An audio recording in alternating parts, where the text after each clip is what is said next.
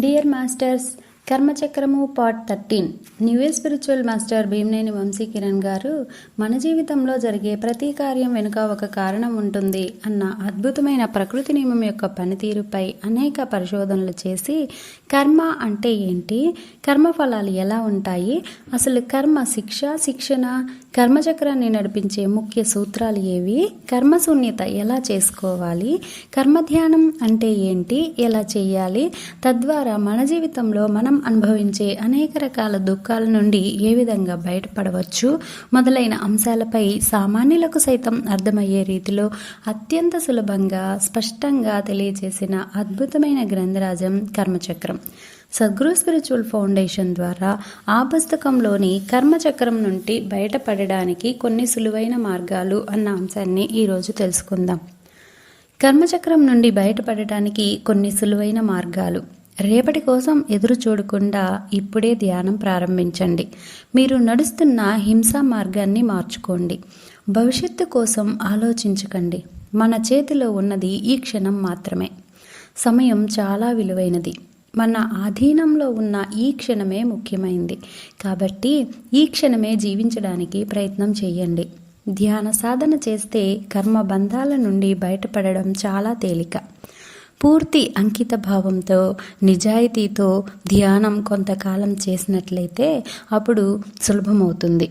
మనకు కావలసిందల్లా దృఢమైన నిర్ణయం. ఎందుకంటే బంధాలు, ఆకర్షణలు, భ్రమలు కలిగించే ఆనందం అనేది అనేక జన్మల తరబడి మోయబడడం వలన అది శక్తివంతమైన అజ్ఞానంగా మారి దానిని ఛేదించడం కష్టతరంగా ఉంటుంది.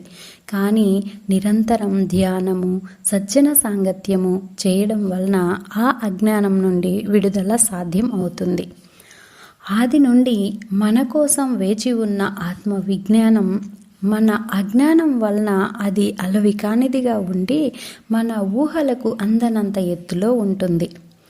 ధ్యానం చేసి ఒకసారి ఆ బ్రహ్మానందాన్ని చవి చూసినట్లయితే, అదేమిటో మనం తెలుసుకున్నట్లయితే ఈ ప్రాపంచికపు వాంఛలకు ఎప్పుడూ మనం బందీలం అవ్వకుండా ఉంటాం. జ్ఞానం వలన మన వ్యక్తిత్వం మార్పు చెంది క్రమేపీ కర్మచక్రం నుండి వైదొలుగుతాం.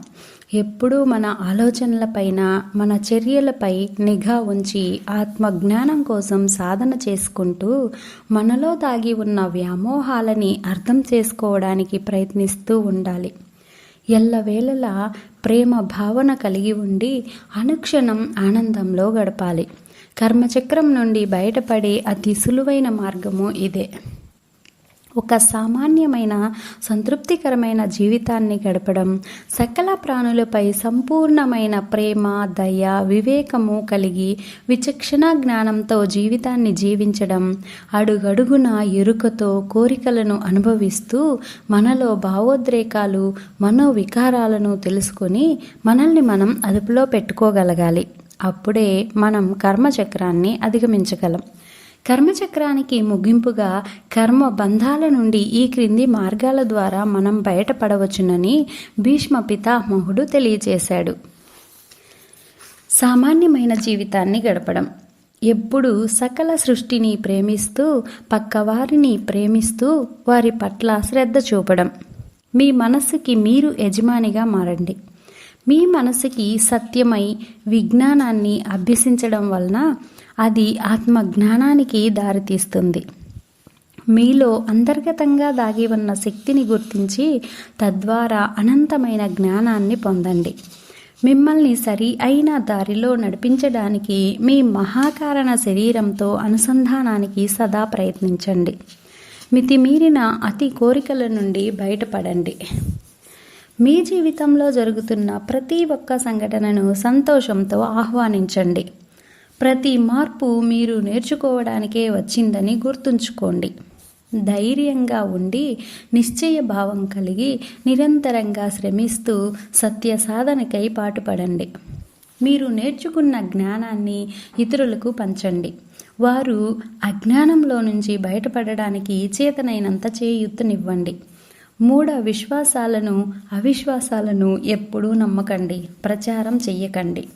ప్రతిరోజు నిద్రపోయే ముందు, నిద్ర లేచిన వెంటనే శ్వాస మీద ధ్యాస ఉంచి ధ్యానం చెయ్యండి.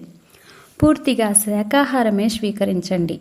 మాంసాహారం ఖచ్చితమైన కర్మబంధం. అది మీలో ప్రేమ కవాటాలను మూసివేసే ఆహారం.